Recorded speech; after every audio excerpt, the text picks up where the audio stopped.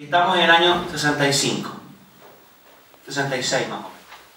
Significaba que íbamos a tener una voz muy cercana en lo que estaba pasando en materia de renovación litúrgica.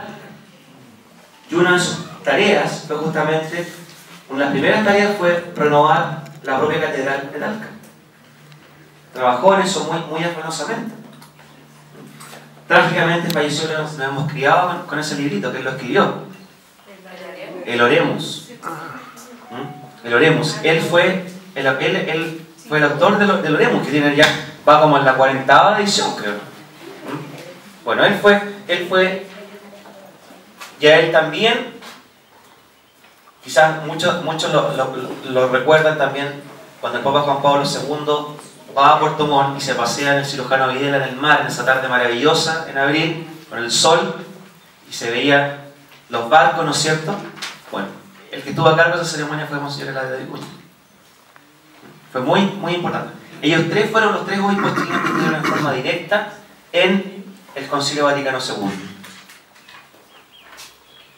El cardenal Jorge Medina, en aquel tiempo un joven profesor de la Facultad de Teología de la Universidad Católica, formador de seminaristas, secretario del cardenal Raúl Silva Enríquez, participa como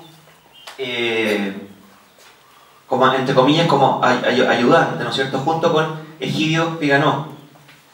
Egidio Viganò, este sacerdote salesiano que si bien era italiano, pero pasó mucho tiempo de su vida en Chile, y que además llegó a ser posteriormente, fue el superior mayor de los salesianos. El cardenal Medina se le concede el título de perito dentro del Concilio Vaticano II, es decir, una especie de asesor.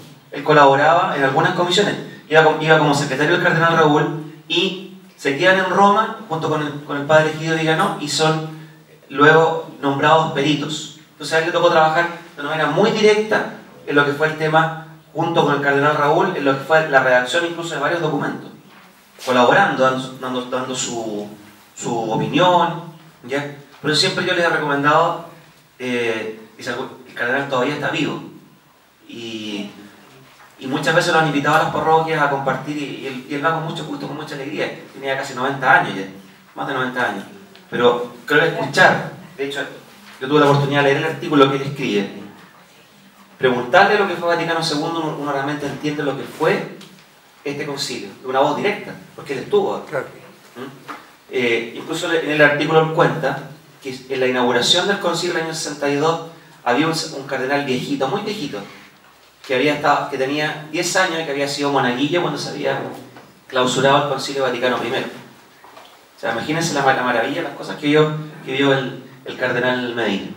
Bueno, luego, dos sacerdotes que de una u otra forma tuvieron una participación, en aquel momento eran seminaristas, ¿ya?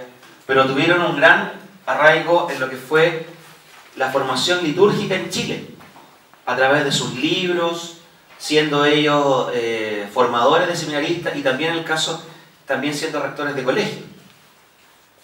El padre Joselino Yáñez, salesiano, ya en aquel momento un seminarista, estaba estudiando, joven aún, de Linares, y que se va formando en el espíritu de esta reforma litúrgica, ¿ya? Él se especializa en la litúrgica, y aquí en Chile el padre Joselino también va a dirigir una revista del tema de liturgia, ¿ya? Y va a colaborar también en la formación de la comisión litúrgica que había establecido la Conferencia Episcopal de Chile, ¿ya? Yo tuve la suerte que me hizo clase, aprendí mucho de él, por eso que quizás me motiva mencionárselo ahora. Y luego el padre Miguel Ortega, fallecido hace 3 años atrás, un gran maestro en materia de liturgias. Además está decirles que gran parte de las liturgias del Papa acá en Chile las preparó él. ¿Ya? El padre Miguel además fue escritor de libros, todos lo saben. El pan de la palabra. ¿Ya? Y él, gran parte de su apostolado como sacerdote, lo dedicó justamente al trabajo con los jóvenes y al trabajo de formación litúrgica. Por tanto, la iglesia chilena también a él le debe mucho. Bueno, Eso con respecto, yo diría, a personajes nuestros, de nuestro país, que fueron muy importantes en lo que fue el Concilio Vaticano II, y algunos de ellos que fueron un poco hijos del concilio, entre comillas. ¿Ya?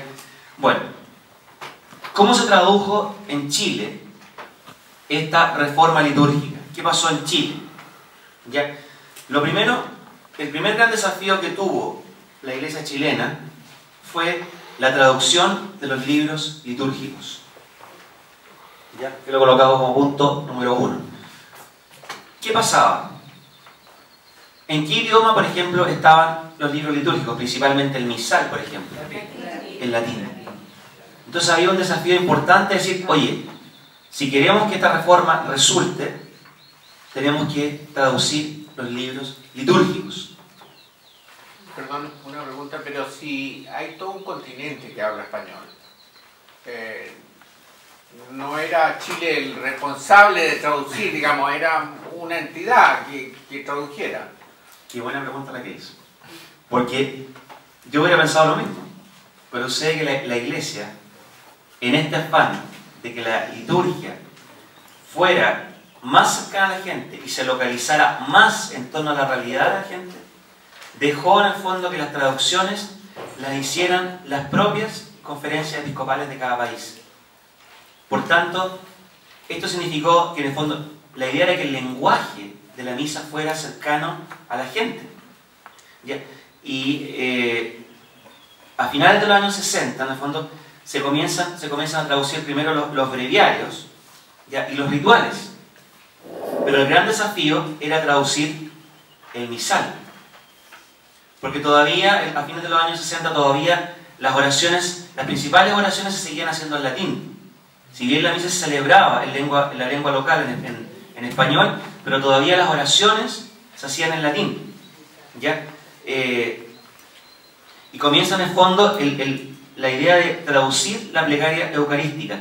Y recién, el año 1970, esto es un dato importante, en 1970 recién se traduce el misal romano, se hace un misal chileno. Que al cardenal Medina le preguntan cómo era y dice que era re malo. No, al cardenal no le gustó, ¿no? Él que cachaba mal el tema, no me gustó. ¿Ya? Se hizo con mucho cariño, con mucho amor, pero ciertamente el tema fue que la traducción representara lo más fiel posible a lo que era el misal original. ¿Ya? Y ese misal del año 70, que es el primero que se traduce en Chile, que lo hace la conferencia episcopal, no era muy bueno. ¿Ya? Y ese misal va a funcionar prácticamente hasta la década del 90.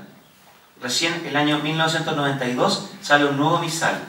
Pero este misal, que había sido revisado, que había sido ya adaptado, no solamente es hecho para Chile, sino que es hecho también para Argentina.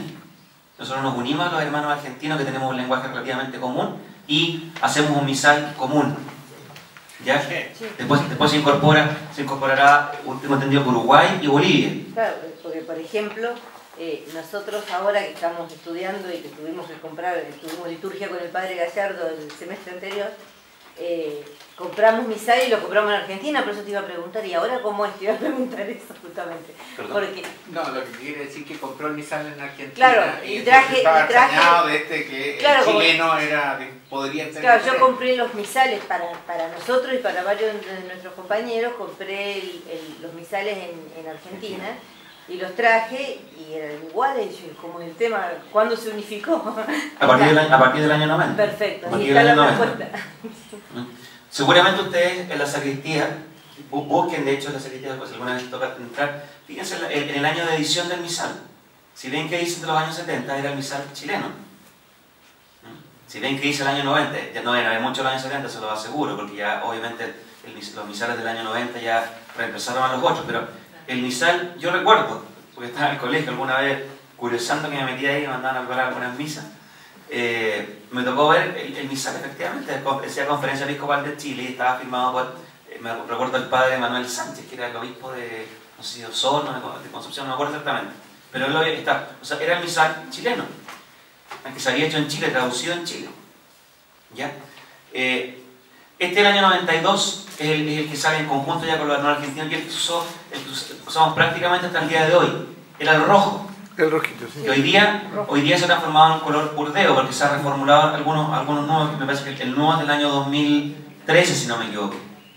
No 2013, no, 2009, 2010, por ahí más o menos que se hizo el misal nuevo, el que es de color burdeo.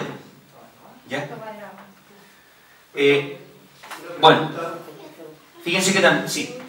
¿Estos misales están visados por el Vaticano? Sí, por supuesto. Ningún misal lo tiene que realizar la comisión litúrgica, que curiosamente, años después, la presidió el cardenal Medina. Por eso es que es una bomba. Fue un cambio tremendamente importante, una realidad concreta. No todas las parroquias podían pagar libros, podían comprarse